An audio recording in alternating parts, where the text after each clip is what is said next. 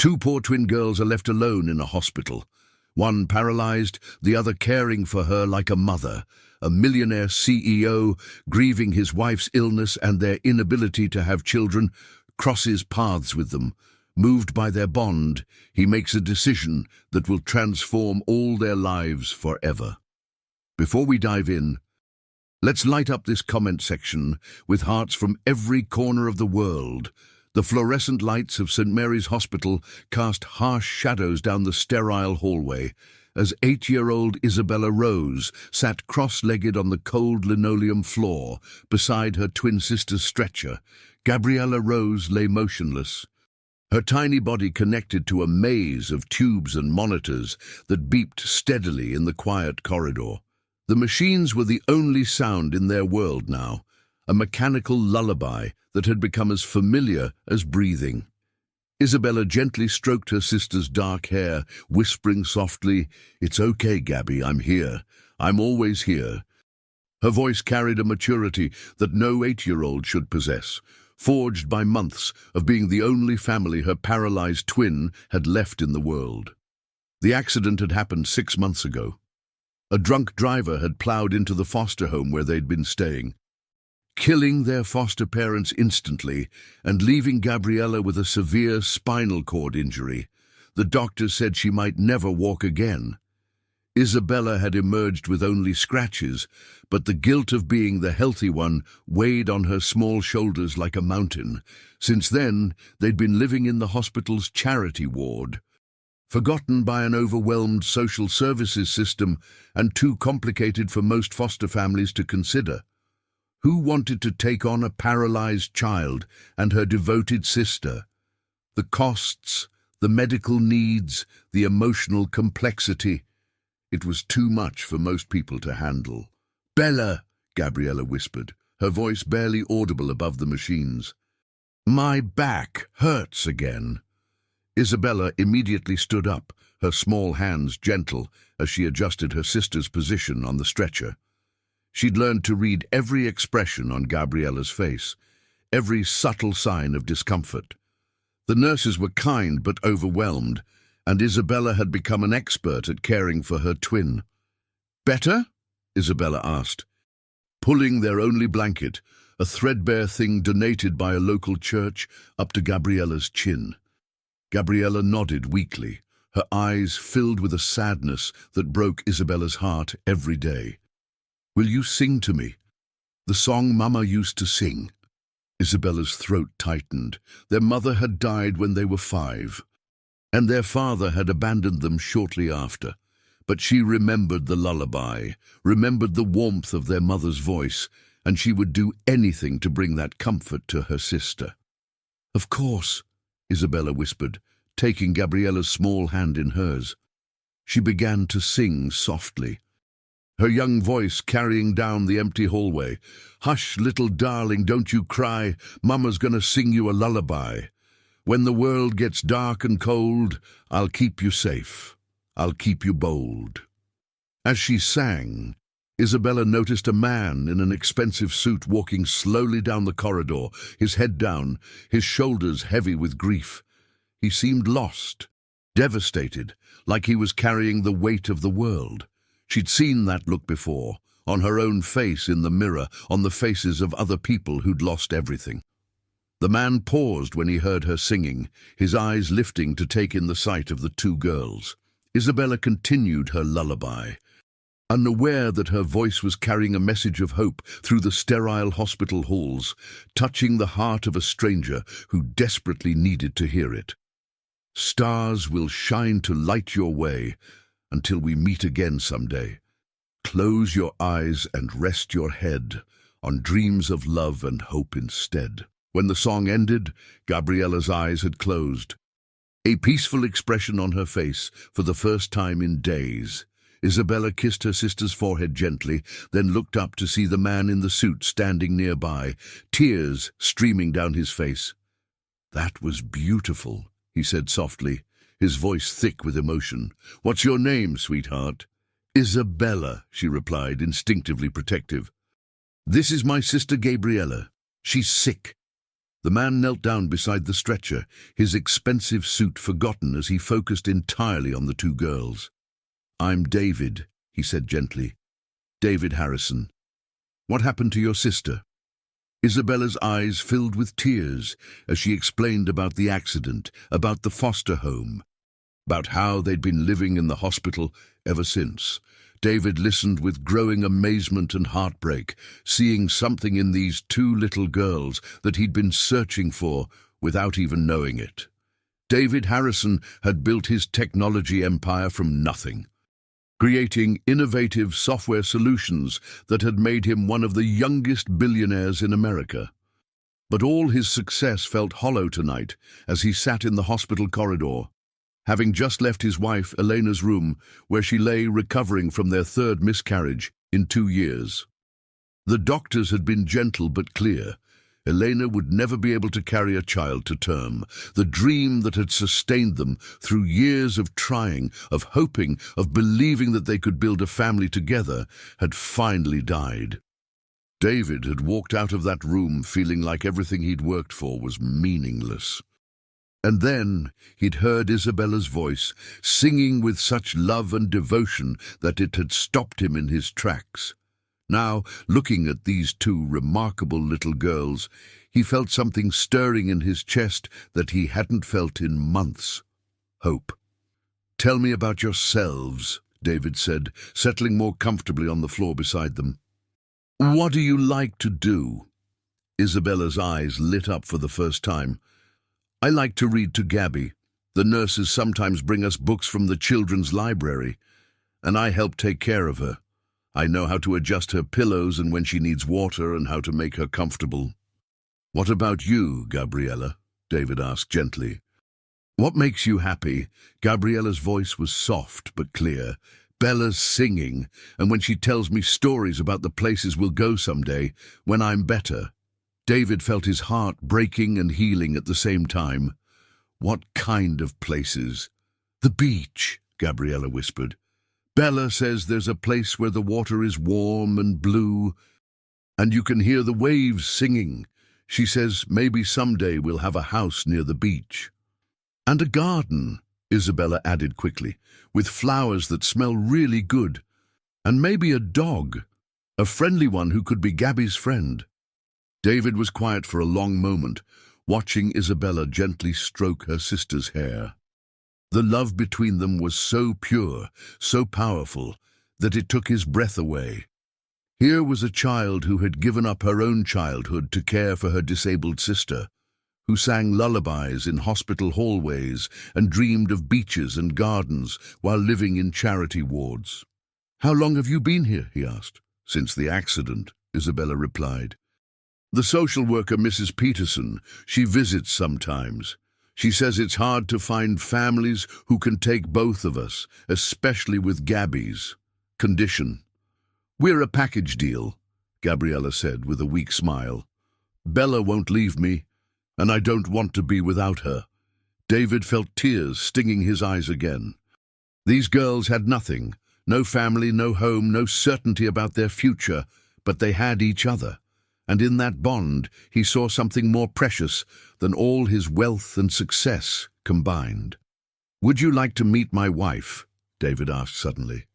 "Her name is Elena, and she's been very sad lately. I think hearing you sing might make her feel better."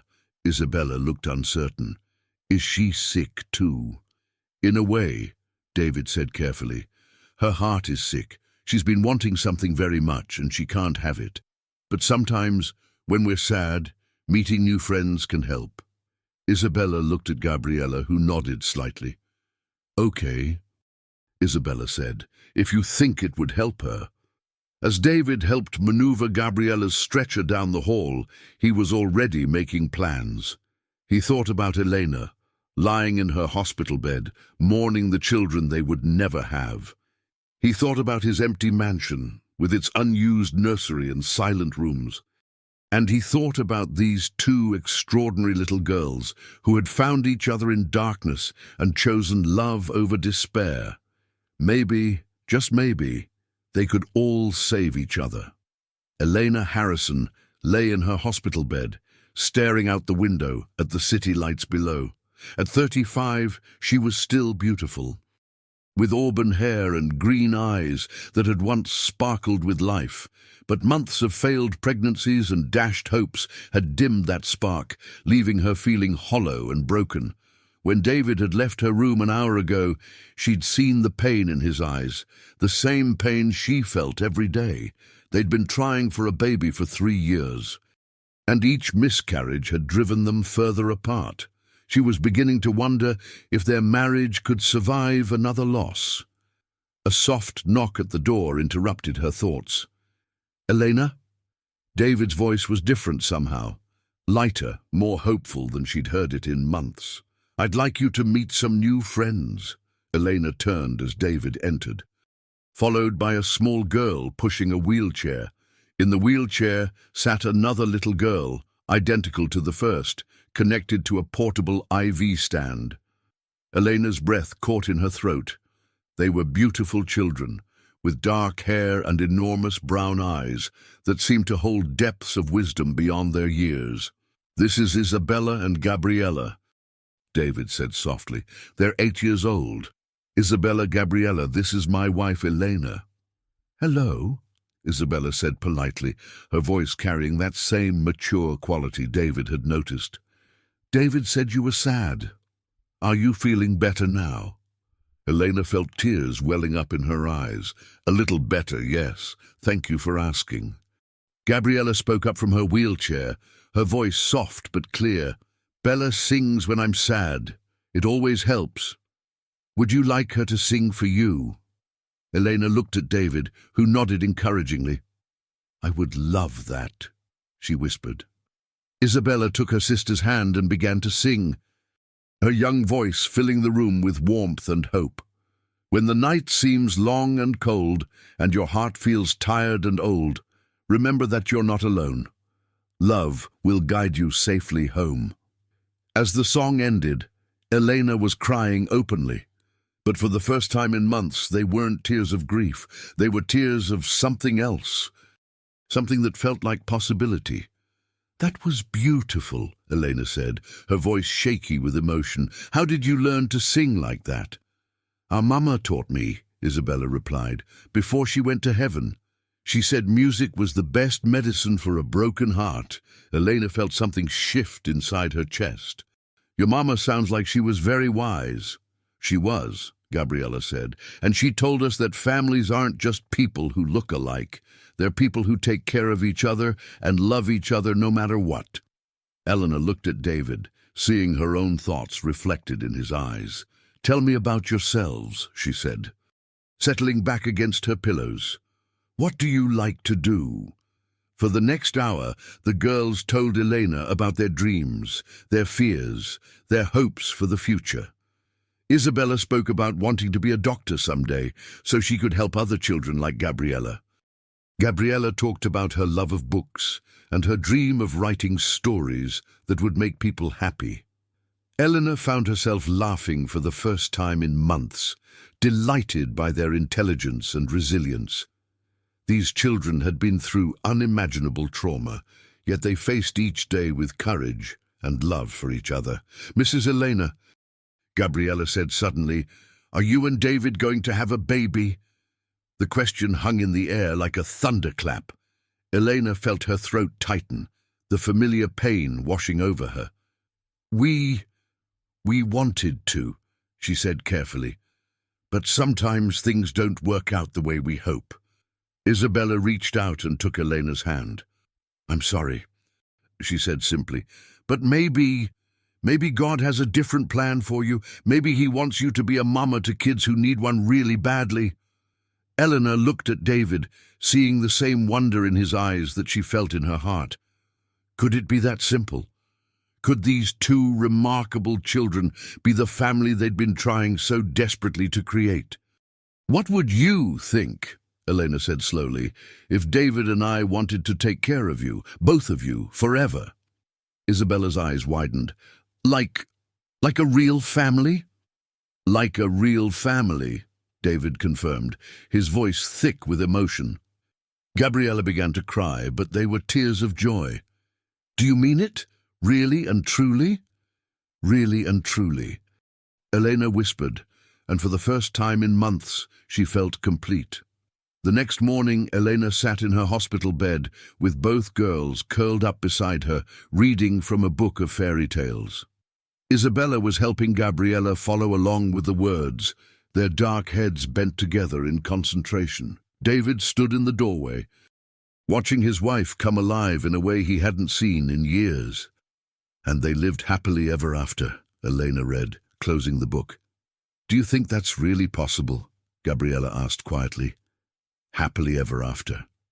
Elena looked at David, then back at the girls. I think it's possible, she said. But it takes work and love, and people who are willing to fight for each other, like you and David, Isabella asked. Like all of us, Elena replied, if we decide to become a family. A knock at the door interrupted them. Mrs. Peterson, the social worker, entered with a clipboard and a tired expression. She was a kind woman in her 50s who had seen too many children slip through the cracks of an overburdened system. Hello, girls, she said gently. I wanted to check on you and discuss your placement options. David stepped forward. Actually, Mrs. Peterson, my wife and I would like to discuss adopting both girls, Mrs. Peterson's eyebrows rose. Mr. Harrison, I appreciate your interest, but you need to understand what you're taking on. Gabriella has extensive medical needs that will require ongoing care, physical therapy, specialized equipment. The costs alone are not a concern, David interrupted. We have the resources to provide whatever care she needs. It's not just about money, Mrs. Peterson continued. Gabriella may never walk again. She'll need constant care, and Isabella has formed an almost maternal bond with her sister that might be unhealthy for a child her age. Elena felt a flash of protective anger. Their bond isn't unhealthy. It's beautiful. It's exactly what family should be. Mrs. Peterson sighed. I understand your emotional response, but these are complicated children with complex needs. Have you considered that separating them might be better for Isabella's development? We have a family interested in adopting her, but they can't take Gabriella. No, Isabella said fiercely, jumping up from the bed. We stay together, we're a package deal. Gabriella began to cry. Please don't separate us. I can't live without Bella. David knelt beside Gabriella's wheelchair. No one is going to separate you. I promise. Mrs. Peterson looked skeptical. Mr. Harrison, with all due respect, you've known these children for less than 24 hours. Adoption is a lifelong commitment, especially with special needs children. The courts will require extensive background checks, home studies, psychological evaluations. Then let's start immediately, Eleanor said firmly. We'll do whatever it takes. Mrs. Peterson studied their faces, seeing the determination there. I'll need to file the initial paperwork, but I have to warn you, this process can take months, even years, and there are no guarantees. How long before we can take them home? David asked. If everything goes perfectly, 6 months minimum. But Mr. Harrison, I've seen wealthy families change their minds when they realize what caring for a disabled child actually entails. Isabella stepped forward, her young voice carrying surprising authority. You don't know them yet, she said. But I do. They're not going to change their minds. They're going to love us and take care of us just like they promised. Mrs. Peterson looked at the girl with new respect. You're very confident for someone so young. I have to be, Isabella replied. I'm all Gabby has. But now maybe we can have more. David felt his heart swell with pride. This remarkable child had been forced to grow up too fast. But she'd emerged from tragedy with wisdom and strength that amazed him. Isabella's right, he said. We're not going anywhere. As Mrs. Peterson left with her paperwork, David looked at his growing family. Elena was glowing with happiness for the first time in months. Gabriella was smiling despite her tears, and Isabella looked like she was finally allowing herself to hope. What happens now? Gabriella asked. Now we wait, Eleanor said, and we get to know each other better, and we start planning our life together. Can we really have a house near the beach? Isabella asked. David smiled. We can have whatever you want, a house by the ocean, a garden full of flowers, maybe even that friendly dog you mentioned, and the best doctors for Gabby, Isabella added seriously. The very best, David confirmed, whatever she needs. As the girls settled back into Elena's arms, David realized that this was what he'd been missing, not just children, but the chance to be part of something bigger than himself, the chance to love and be loved unconditionally. They were about to become a family forged not by blood, but by choice, love, and the determination to heal each other's broken hearts. 3 months later, David stood in the doorway of what had once been his home office, watching a team of contractors install specialized equipment for Gabriella's care. The room was being transformed into a beautiful bedroom with a hospital bed, physical therapy equipment, and wide doorways to accommodate her wheelchair. Through the window, he could see the ocean waves crashing against the shore of their new beachfront home. Mr. Harrison, the head contractor, a kind man named Miguel, approached with a clipboard. We're ready to install the ramp system. It'll give Gabriella access to the entire house and the back deck. David nodded, still amazed at how quickly his priorities had shifted. 6 months ago, he'd been focused on stock prices and board meetings. Now his days were filled with medical appointments, therapy sessions, and court hearings for the adoption process. David, Eleanor's voice called from the kitchen. The girls are on the phone. David hurried to the kitchen where Eleanor was holding her cell phone with tears of joy in her eyes. The girls were still living at the hospital while the adoption process continued, but they talked every day and visited whenever possible. Hi, Daddy David, Isabella's voice came through the speaker, making his heart skip.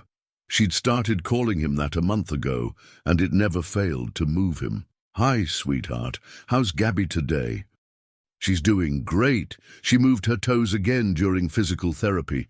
Dr. Martinez says it's a really good sign. David exchanged a hopeful look with Elena. The doctors had been cautiously optimistic about Gabriella's progress. While she might never walk normally, there was a chance she could regain some movement and sensation in her legs. That's wonderful news, Elena said, leaning closer to the phone. Are you both ready for tomorrow? Tomorrow was the final court hearing for the adoption. After months of background checks, home studies, and psychological evaluations, they were finally going to become a legal family. We're so excited, Gabriella's voice came through the phone. Mrs. Peterson said we can come home right after the judge signs the papers. Home, David repeated, loving the way that word sounded. Are you nervous at all? A little, Isabella admitted, but good nervous, like when you're about to open a really special present. Elena laughed, wiping away happy tears. That's exactly what it feels like. Is our room really ready? Gabriella asked. It's perfect, David assured her.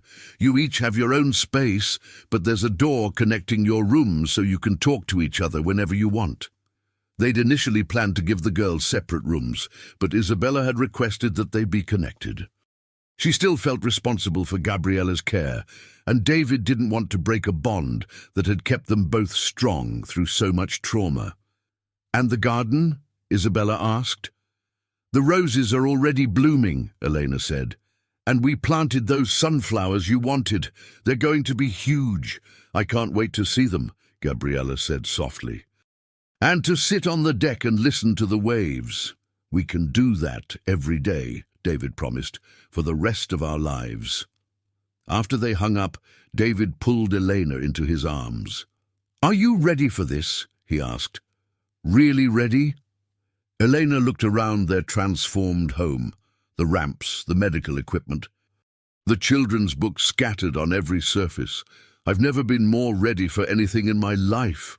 It's going to be hard sometimes, David said. Gabriella's medical needs, the therapy, the challenges. Every family has challenges, Elena replied, but we'll face them together, all four of us. That evening, as they sat on the deck watching the sunset, David thought about the journey that had brought them here. The pain of infertility had nearly destroyed their marriage, but it had also prepared them to love these two remarkable children who needed them so desperately. "Do you ever wonder," Elena said, "if this was always meant to happen? If we were supposed to find each other?" David squeezed her hand. "I think about it all the time. Maybe Isabella was right when she said God had a different plan for us." "Those girls saved us," Elena said quietly, "just as much as we're saving them." "Tomorrow," David said, "we become the Harrison family, officially and forever." Eleanor smiled, her eyes reflecting the last rays of sunlight. "I love the sound of that." As the stars began to appear in the darkening sky, David felt a peace he'd never experienced before. Tomorrow would bring new challenges, new joys, new adventures. But tonight he was simply grateful for the unexpected path that had led them to love. The courtroom was packed with supporters as Judge Patricia Coleman reviewed the final adoption papers. David and Eleanor sat at the plaintiff's table with Isabella and Gabriella, who was in her wheelchair wearing a beautiful blue dress that matched her sister's. The girls held hands tightly, their faces glowing with anticipation. "This is one of the most heartwarming cases I've had the privilege to oversee," Judge Coleman said, her voice warm but official. "Mr. and Mrs. Harrison, you've demonstrated exceptional commitment to these children over the past 6 months. The court is impressed by your dedication and the comprehensive care plan you've established." David felt Elena's hand squeeze his under the table. They'd been through extensive interviews, home inspections, and psychological evaluations. Every step had only strengthened their resolve to give these girls the family they deserved. "Isabella and Gabriella," the judge continued, "you've shown remarkable resilience and love for each other. Your bond is truly special, and it's clear that you're ready to be part of a loving family." Dr. Martinez, Gabriella's primary physician, had submitted a report praising the specialized care plan David and Elena had arranged. The best physical therapists, occupational therapists, and medical specialists in the country were now part of Gabriella's treatment team. "I have reviewed all the documentation," Judge Coleman said, "and I am satisfied that this adoption is in the best interests of both children. By the power vested in me by the state of California, I hereby grant the petition for adoption. Isabella Rose Harrison and Gabriella Rose Harrison, you are now legally and permanently part of the Harrison family." The courtroom erupted in applause. Mrs. Peterson was crying openly, as were several of the hospital staff who had come to witness the ceremony. David and Elena pulled both girls into their arms, tears of joy streaming down their faces. "We're really a family now," Isabella whispered, her voice filled with wonder. "Forever and always," Elena replied, kissing the top of her head. Gabriella looked up at David with shining eyes. "Does this mean you're really my daddy now?" "I've been your daddy since the moment I met you," David said, his voice thick with emotion. "Now it's just official."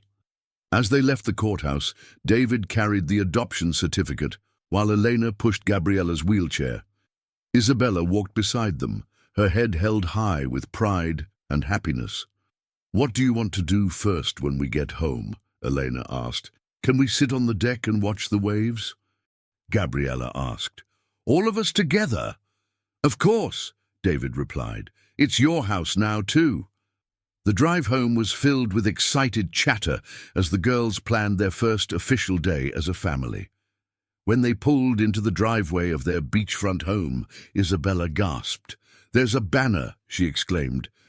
Stretched across the front of the house was a large banner reading, "Welcome home, Harrison family." The neighbors had come out to cheer, and David's employees had sent an enormous flower arrangement shaped like a heart. "This is really ours?" Gabriella asked, staring up at the beautiful house. "This is really ours," Elena confirmed. As they settled on the deck that evening, watching the sunset paint the sky in brilliant oranges and pinks, David reflected on the journey that had brought them here. A year ago, he'd been a successful but hollow man, driven by ambition and haunted by the family he couldn't have. Now he was surrounded by love, purpose, and the most precious gift he'd ever received. "Daddy David," Isabella said, using the name that never failed to touch his heart. "Yes, sweetheart. I think Mama would be happy. She always said that love finds a way." David felt tears stinging his eyes. "I think she would be very happy." Gabriella yawned, the excitement of the day catching up with her. "Will you sing to me, Bella, the song about being home?" Isabella smiled and began to sing, her voice carrying across the water. "Now we're home, now we're safe. Love surrounds us every day. No more lonely, no more fear. Family's love will always be here." As her voice faded into the sound of the waves, David looked at his wife and daughters, because that's what they were now, officially and forever. They'd found each other in the darkest moments of their lives, and together they'd created something beautiful and whole. The little girls who'd had nothing but each other now had everything they'd ever dreamed of, and the couple who'd thought they'd never have children had discovered that family isn't about biology. It's about choice, love, and the courage to heal each other's hearts. This was just the beginning of their story together. 5 years had passed since the adoption, and 13-year-old Isabella Rose Harrison stood in the doorway of her sister's room, watching Gabriella work intently at her desk. The morning sun streamed through the floor-to-ceiling windows, illuminating the certificates and awards that covered one wall, achievements in writing, art, and academics that proved Gabriella's brilliant mind had flourished despite her physical limitations. "Gabby, breakfast is ready," Isabella called softly, not wanting to startle her sister, who was deeply absorbed in writing what looked like another story. Gabriella looked up, her face lighting up with the same radiant smile that had captivated David and Eleanor years ago. Now 13, she had grown into a beautiful young woman with long dark hair and eyes that sparkled with intelligence and creativity. Her legs remained paralyzed, but her spirit had soared beyond any physical boundaries. "Just finishing the last paragraph," Gabriella said, her voice strong and confident. "I'm submitting this story to the Young Authors Competition. It's about a girl who learns that having different abilities doesn't make her less capable of changing the world." Isabella smiled, her heart swelling with pride. While she'd grown into a star student with dreams of becoming a doctor, Gabriella had discovered her gift for storytelling. Her stories often featured characters who found strength in their differences, and several had already been published in youth magazines. "Mom and Dad are going to be so proud," Isabella said, settling into the chair beside her sister's wheelchair. "Another potential award for our family genius." Gabriella blushed. "It's not about the awards, Bella. It's about reaching other kids who might feel different or broken. I want them to know that they're not alone." This was exactly what made Gabriella special, her ability to transform her own pain into hope for others. The sisters had maintained their incredibly close bond, but both had also developed their own identities and dreams within the loving structure of the Harrison family. "Girls!" Eleanor's voice called from downstairs. "Your father has a surprise announcement at breakfast." The sisters exchanged curious glances. David had been mysteriously excited about something all week, taking phone calls behind closed doors and working late into the night on a project he wouldn't discuss. As they made their way to the kitchen, Isabella automatically helping Gabriella navigate her wheelchair down the ramp system that connected all levels of their home. They found David and Elena waiting with broad smiles and coffee cups that steamed in the morning air. "What's the big surprise, Dad?" Isabella asked, settling into her chair while Gabriella positioned her wheelchair at the head of the table. David's eyes twinkled with the same excitement they'd seen the day he'd first brought them home. "Well, your mother and I have been working on something special, something that we hope will help other families like ours." Elena reached across the table to take both girls' hands. "We're starting a foundation," she said, "the Harrison Foundation for Special Needs Adoption. We want to help families adopt children with disabilities and provide them with the resources they need to thrive." Gabriella's eyes widened. "You mean helping other kids like me find families?" "Exactly," David said. "We've learned so much over the past 5 years about what it takes to care for a child with special needs. We want to share that knowledge and support other families who are willing to open their hearts." Isabella felt a familiar surge of protective love mixed with excitement. "What would we do to help?" "That's the best part," Elena said, her voice warm with pride. "We'd like you girls to be involved. Isabella, your experience caring for Gabriella and your medical knowledge could help train other siblings. And Gabriella, your writing and speaking abilities could inspire other children with disabilities." Gabriella's wheelchair moved slightly as she adjusted her position, a sign that she was thinking deeply. "I could write stories for the foundation? Maybe speak at events?" "If you want to," David said gently. "But only if you're comfortable with it. We would never ask you to do anything that makes you uncomfortable." Isabella looked at her sister, seeing the same determination in Gabriella's eyes that had sustained them through their darkest days in the hospital. "We want to help," Isabella said firmly. "Other kids shouldn't have to wait as long as we did to find a family." "There's something else," Elena said, her voice catching slightly with emotion. "We've been contacted by a local news station. They want to do a feature story about our family, about the foundation, and about how love can overcome any obstacle." Gabriella's hand found Isabella's across the table. "Would we be on television?" "Only if you want to be," David assured her. "But I think your story could help a lot of people understand that children with disabilities aren't burdens, they're blessings." Isabella squeezed her sister's hand. "What do you think, Gabby? Ready to tell the world our story?" Gabriella's smile was radiant. "I think it's time people knew that families aren't just born, they're chosen. And that love is the most powerful force in the universe." As they finished breakfast and began planning their first foundation event, Isabella reflected on how far they'd all come. The frightened girls who'd clung to each other in a hospital hallway had become confident young women ready to help others. The grieving couple who'd lost hope of having children had become passionate advocates for adoption, but she also sensed that their biggest challenges were still ahead. As they prepared to share their story with the world, she wondered what unexpected obstacles might arise to test the strength of their family bond. 2 months later, Isabella stood backstage at the Grand Theatre, peeking through the curtains at the audience of over 1,000 people who had gathered for the Harrison Foundation's inaugural gala. Prominent business leaders, celebrities, and families touched by adoption filled the elegant venue, all there to support their mission of helping special needs children find loving homes.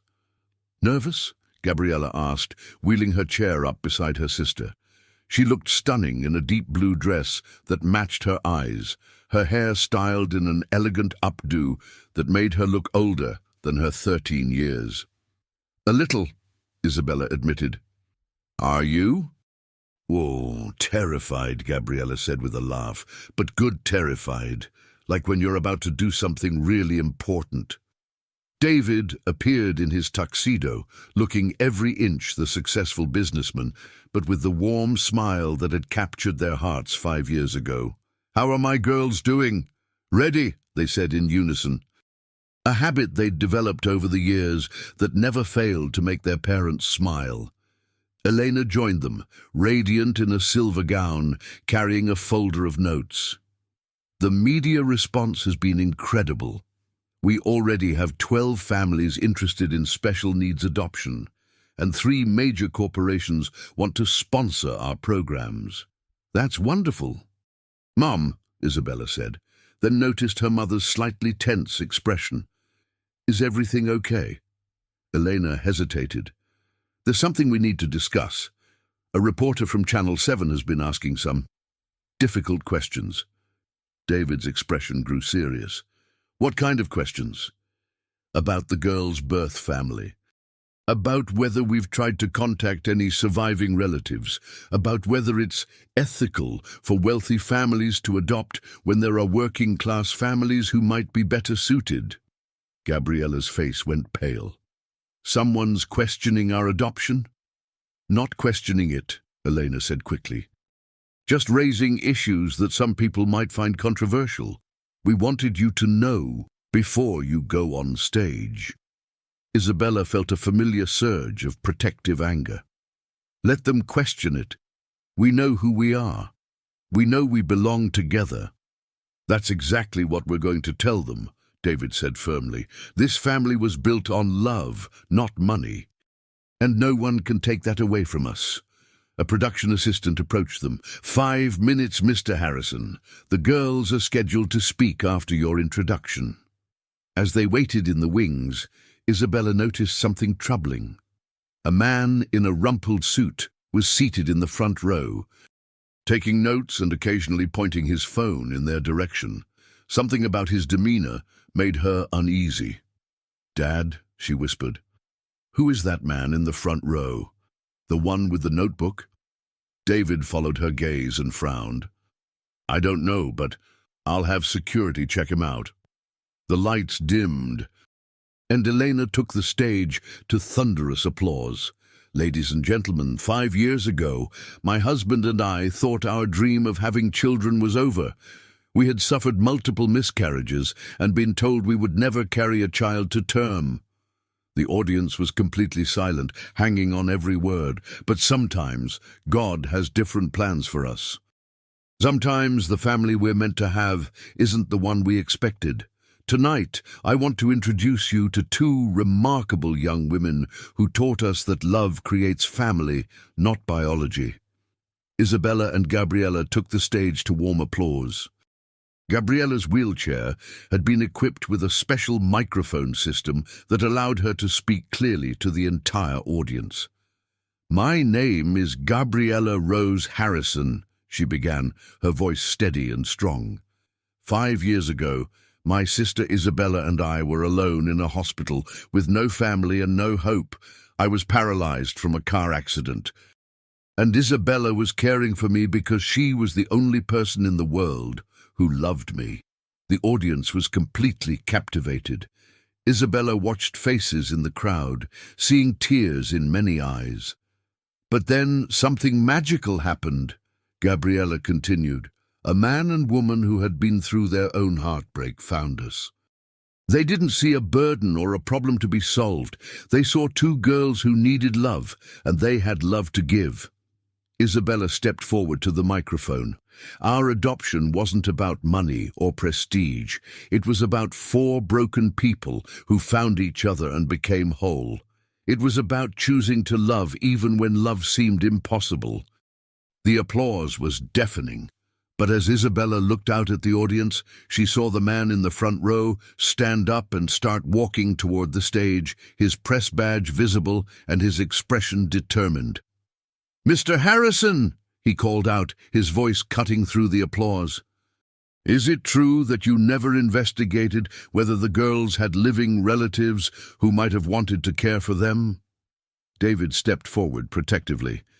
This is neither the time nor the place for that discussion. But the public has a right to know, the reporter pressed. Shouldn't these girls have been placed with family members rather than strangers, regardless of financial circumstances? Gabriella's hand found Isabella's, and Isabella felt her sister's strength flowing into her. We can answer that, Isabella said firmly into the microphone. The audience fell silent, sensing drama unfolding before them. We don't have any other family, Gabriella said, her voice clear and strong. Our parents died, and we were in foster care because there was no one else. But even if there had been, David and Elena Harrison chose us. They fought for us. They gave us a home, medical care, education, and most importantly, they gave us love. Isabella nodded. Blood doesn't make family, love does, and this is our family. The audience erupted in applause again, but Isabella could see the reporter wasn't finished. Something in his expression told her this confrontation was far from over. The next morning, Isabella woke to find David in the kitchen earlier than usual. His laptop open and his expression grim as he scrolled through news articles. The coffee pot was empty, suggesting he'd been awake for hours. "Dad?"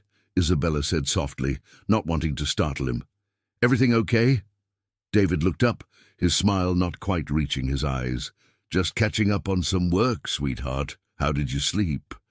Isabella poured herself a glass of orange juice and sat across from him. At 13, she'd learned to read the subtle signs of adult stress. The tension in his shoulders, the way his fingers drummed against the table, the forced casualness of his tone. "It's about last night, isn't it? That reporter." David sighed, recognizing that Isabella was too perceptive to be fooled.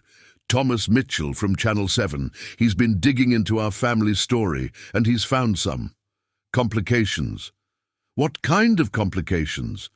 Elena appeared in the doorway, her robe wrapped tightly around her and her hair still messy from sleep. "Girls, we need to talk to you both." "Where's Gabriella?"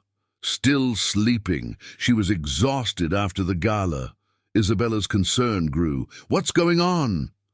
Elena sat down heavily, her usual morning energy absent. "Mr. Mitchell has discovered that you girls have a great-aunt living in Oregon. Your mother's sister, Margaret Chen. She's been looking for you since the accident." Isabella felt the world tilt slightly. "What do you mean, looking for us?" David closed his laptop and gave her his full attention. "Your great-aunt Margaret never knew you existed until after your mother died. She's been trying to navigate the social services system to find you, but with your mother's death and your father's abandonment, the paperwork got lost in bureaucracy. She wants to meet us," Elena said quietly, "and possibly challenge our adoption." Isabella's heart began to race. "Challenge it how?" "She's claiming that family should have been contacted before we were allowed to adopt you, that she would have taken you in if she'd known you existed." Isabella stood up abruptly, her chair scraping against the floor. "But she didn't know we existed. We were alone. We were in the hospital for months, and no one came for us." "We know that, sweetheart," David said gently. "But legally, it's more complicated. Mr. Mitchell is suggesting that wealthy families shouldn't be able to adopt when there are blood relatives who could provide care. Are you saying we might have to leave?" Isabella's voice was small, scared in a way it hadn't been for years. Eleanor immediately stood and pulled Isabella into her arms. "No one is taking you away from us. We're your legal parents, and we're going to fight for our family." "But what if she's nice? What if she really loves us?" Isabella asked, her voice muffled against Elena's shoulder. "Then we'll deal with that when it happens," David said firmly.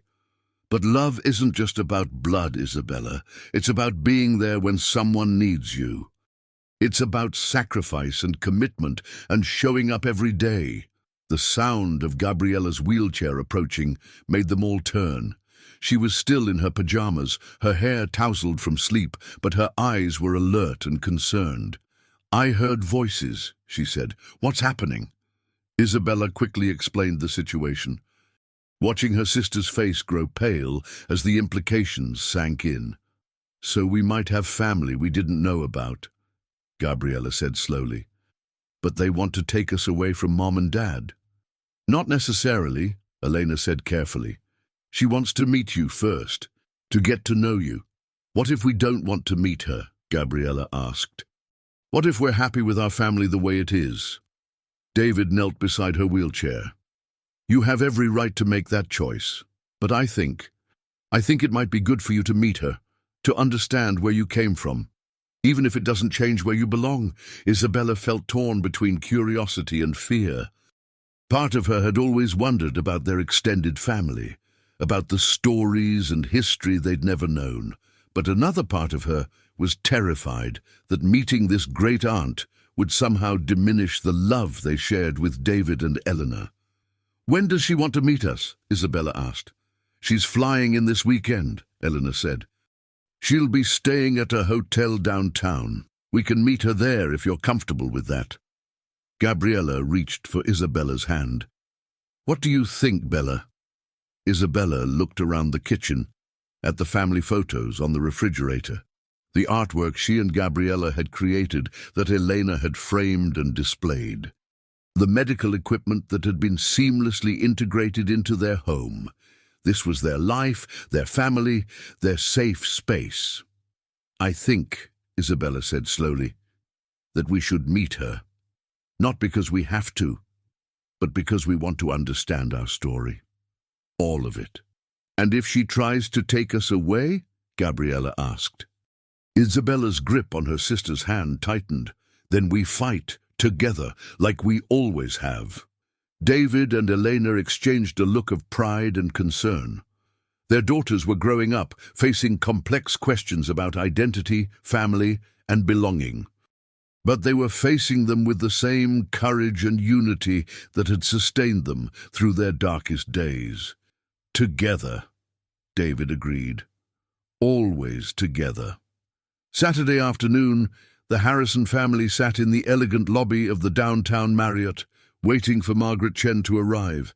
Isabella kept checking her phone.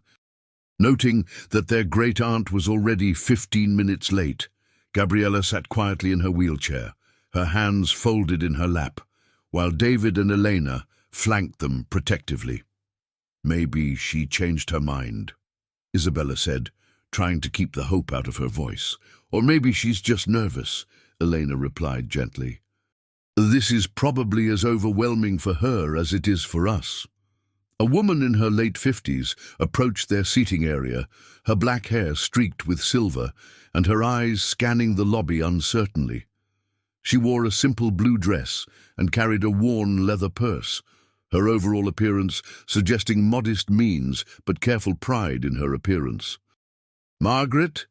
David stood up, extending his hand. "Yes, Mr. Harrison."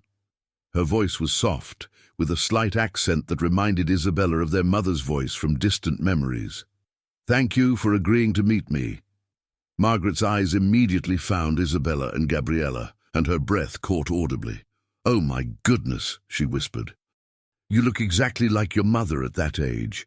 Isabella felt a strange mix of emotions, curiosity, fear, and something else she couldn't quite identify.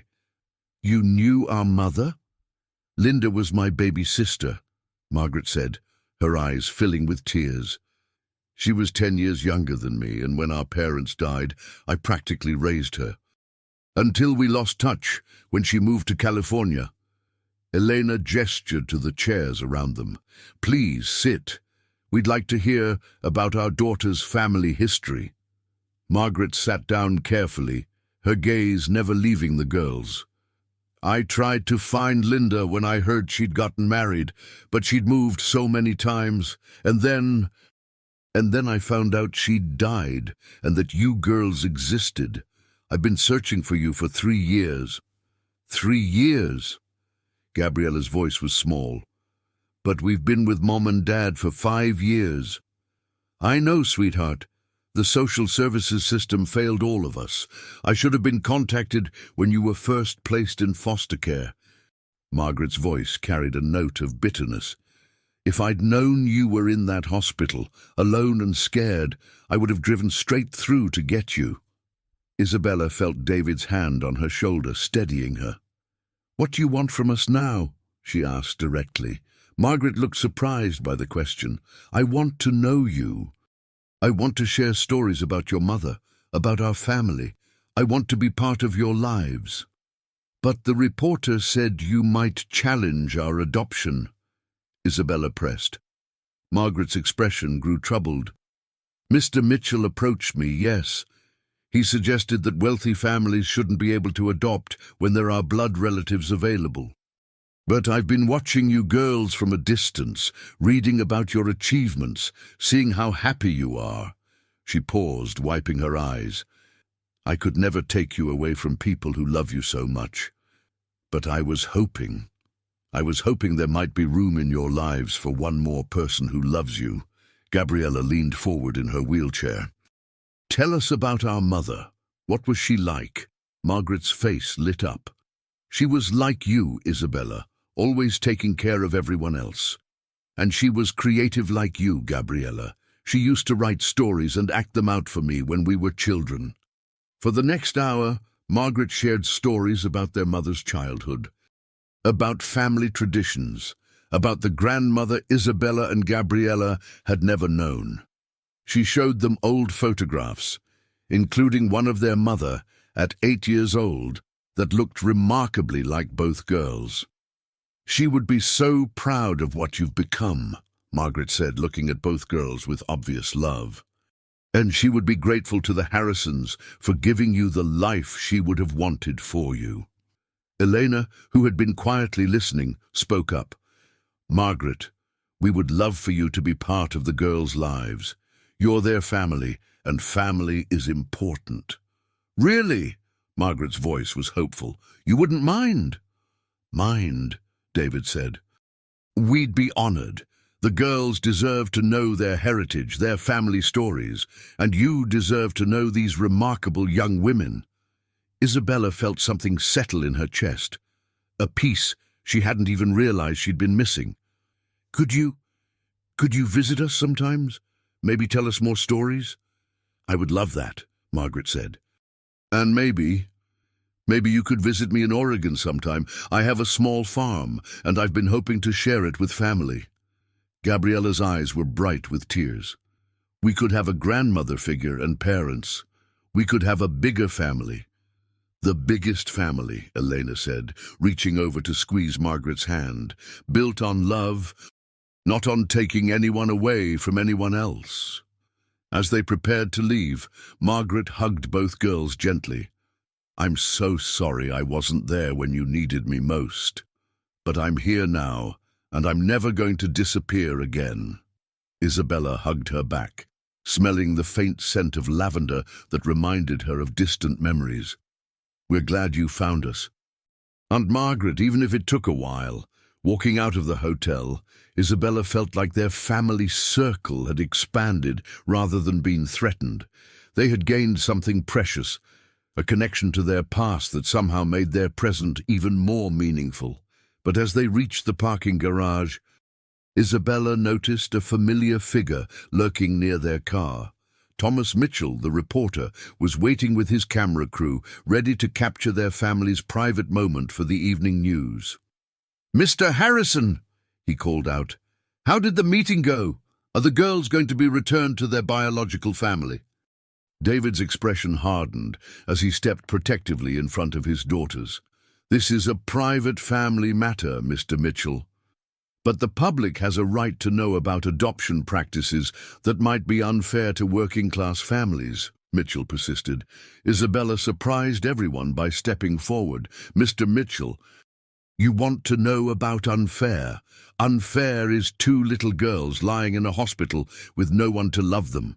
Unfair is a system that loses paperwork while children suffer. Fair is a family that chooses to love each other, regardless of blood or money." She looked directly into his camera. "We have a great aunt who loves us and we love her. We also have parents who saved us when we had nothing.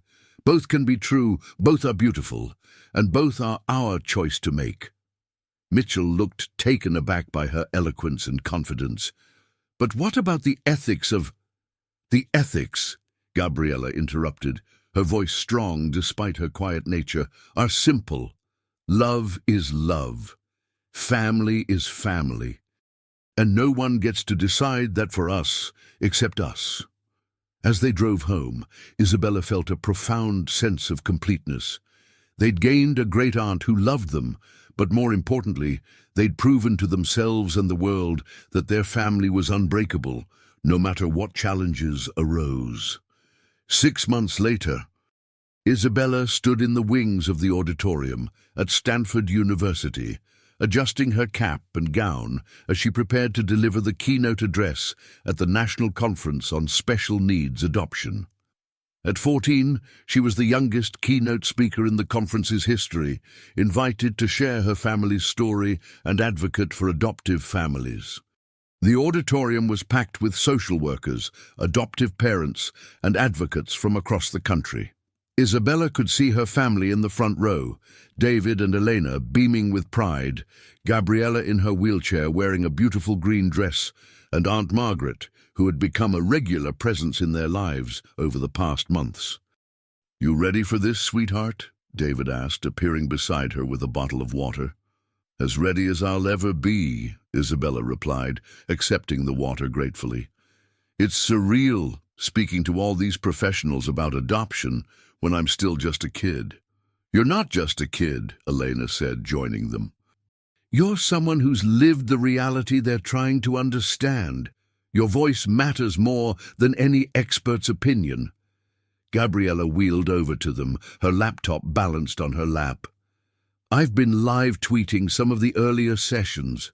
The response to our story has been incredible. Families are sharing their own experiences, and several adoption agencies are reporting increased interest in special needs adoption."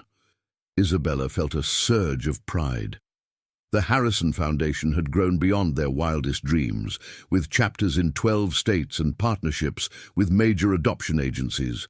But more importantly, it had created a community of families who understood that love transcends biological boundaries. "There's something else," Gabriella said, her voice carrying a note of excitement. "I just got an email from a publisher. They want to offer me a book deal for my collection of adoption stories." "Gabby, that's amazing!" Isabella exclaimed, momentarily forgetting about her upcoming speech. "It gets better," Gabriella continued. "They want to publish it as part of a series. Isabella, they want you to write the companion book about sibling relationships in adoptive families." Isabella felt her heart skip. A book deal? At 14? "The same age Gabby was when she started writing for national magazines," Elena pointed out. "You girls have found your voices, and the world is listening." A conference organizer approached them with a clipboard. "Isabella, you're on in 2 minutes. The audience is really excited to hear from you." As Isabella walked toward the stage, she reflected on the journey that had brought them here. The scared girls in the hospital hallway had become confident young women with a mission to help other families find the same love and acceptance they'd discovered. The applause was thunderous as she took the podium. Isabella looked out at the sea of faces, people dedicated to helping children find homes, families who had opened their hearts to children with special needs, and advocates working to reform the adoption system. "My name is Isabella Rose Harrison," she began, her voice strong and clear. 6 years ago, my twin sister Gabriella and I were 2 8-year-old girls with nowhere to go and no one to love us. Today, we're part of a family that was built not on biology, but on choice, commitment, and unconditional love." She paused, making eye contact with individuals in the audience. "I'm here to tell you that the adoption system doesn't just save children, it saves families. When David and Elena Harrison chose to adopt us, they weren't just giving us a home. They were completing their own family, healing their own hearts, and discovering their own purpose." Isabella shared their story, the hospital encounter, the long adoption process, the challenges they'd faced, and the triumphs they'd celebrated. She talked about Gabriella's medical journey, her own role as a protective sister, and how they'd learned to be individuals while remaining connected. "Special needs adoption isn't about charity," she continued. "It's about recognizing that every child has unique gifts to offer. Gabriella's paralysis didn't make her less valuable. It made her more determined to use her mind and voice to help others. My experience as a young caregiver didn't rob me of my childhood. It taught me compassion and resilience that guide me every day." The audience was completely silent, hanging on every word. "But here's what I want you to know most," Isabella said, her voice growing stronger. "Adoptive families aren't second-best families. We're not consolation prizes for people who couldn't have biological children. We're first-choice families, built on the most powerful foundation possible, the decision to love someone, not because you have to, but because you choose to." She looked directly at her family in the front row. David and Elena Harrison didn't settle for us. They chose us. They fought for us. They created a home where two broken little girls could heal and grow and discover their own power to heal others. The standing ovation lasted for several minutes. Isabella saw tears in many eyes, but they were tears of hope and inspiration, not sadness. After the speech, Isabella was surrounded by people wanting to share their own stories, ask questions, and express gratitude. A young social worker approached her with tears in her eyes. "Thank you," she said simply. "I've been struggling with whether to recommend special needs adoption to families, worried about the challenges. You've reminded me that love is stronger than any challenge." As they drove home that evening, Isabella felt a deep sense of satisfaction. They'd used their story to help others, to advocate for children still waiting for families, and to demonstrate that love truly could conquer any obstacle. "I'm so proud of you," Elena said from the front seat. "Both of you. You've taken your experiences and transformed them into hope for others." We learned from the best," Gabriella replied. "You and Dad taught us that our story only has meaning if we use it to help others." Isabella squeezed her sister's hand. "And we're just getting started. The book deals, the foundation, the speaking engagements. We're going to make sure no child ever feels as alone as we did." As they pulled into their driveway, Isabella saw their house with fresh eyes. It wasn't just a beautiful home by the ocean. It was the foundation of a family that had discovered the transformative power of choosing love over fear, hope over despair, and each other over everything else. 10 years later, Isabella Rose Harrison stood on the steps of the United States Capitol, addressing a crowd of thousands who had gathered for the National Adoption Awareness Rally. At 24, she had become one of the country's most prominent advocates for adoption reform, while simultaneously completing her medical degree at Johns Hopkins. "Today marks the 10th anniversary of the Harrison Foundation," Isabella said into the microphone, her voice carrying clearly across the National Mall. "In those 10 years, we've helped place over 15,000 children with special needs into loving families. But more importantly, we've changed the conversation about what family means." The crowd erupted in applause. Isabella could see her family in the VIP section, David and Elena, now in their 50s but still radiant with pride. Gabriella, who had become a best-selling author and disability rights advocate. And Aunt Margaret, who had become the grandmother figure they'd never known they needed. "My sister Gabriella and I were two little girls who had nothing but each other," Isabella continued. "We lived in a hospital hallway, forgotten by the system, convinced that we were too broken to be loved. But one night, a man and woman who had experienced their own heartbreak found us and made a choice that changed all our lives." She paused, looking out at the sea of faces, adoptive families, birth parents, social workers, and advocates from across the country. "Today, I want to announce something that represents the culmination of everything we've worked for. President Martinez has signed the Harrison Act into law, providing federal funding for special needs adoption support, requiring comprehensive family searches before adoption, and mandating that children with disabilities receive the same consideration as all other children in the adoption process." The crowd's roar was deafening. Isabella waited for quiet before continuing. "This law ensures that what happened to us, being lost in the system, overlooked because of special needs, separated from potential family, will never happen to another child. Every child deserves a family. Every family deserves support. And every barrier between a child and love should be removed. As she concluded her speech, Isabella's mind wandered back to that night in the hospital when she'd been singing lullabies to Gabriella, believing they were completely alone in the world. If someone had told her then that she'd one day be addressing Congress about adoption reform, she would never have believed it. After the rally, the Harrison family gathered for dinner at their favorite restaurant in Washington. Gabriella, now a successful author with 7 published books, was animatedly discussing her latest project, a screenplay about their family's story that had been optioned by a major studio. "They want to focus on the transformation," Gabriella said, her eyes bright with excitement. "Not just ours, but Mom and Dad's too, how we all saved each other." Eleanor, who had become the Foundation's executive director, nodded thoughtfully. "It's important that people understand adoption isn't charity. It's mutual healing." David, who had stepped back from his business to focus on the Foundation full-time, raised his wineglass. "To family," he said.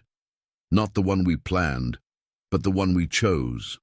"To family," they all echoed. As the evening wound down, Isabella found herself walking with Gabriella along the Potomac River, their conversation flowing as easily as it had when they were children. "Do you ever wonder what would have happened if David and Elena hadn't found us that night?" Gabriella asked. Isabella considered the question. "Sometimes, but I've learned that wondering about alternate paths is less important than making the most of the path you're on." We've made the most of ours," Gabriella said with satisfaction. "Medical school, best-selling books, a foundation that's changed thousands of lives, legislation that will protect children for generations. And we did it together," Isabella added, "just like we promised each other in that hospital hallway." They walked in comfortable silence for a while, watching the lights of the city reflect on the water. Finally, Gabriella spoke again. "Bella, I want to tell you something I've never said before. That night in the hospital when you were singing to me, I wasn't just listening to the lullaby. I was listening to your voice. And I knew that as long as I could hear it, everything would be okay." Isabella felt tears welling in her eyes. "You were my strength too, Gabby. Taking care of you gave me purpose when I felt purposeless. Loving you taught me what love really means." "And now look at us," Gabriella said with a laugh. "Two women who started with nothing but each other and built a life that's touched thousands of families." As they walked back toward the hotel, Isabella reflected on the journey that had brought them here.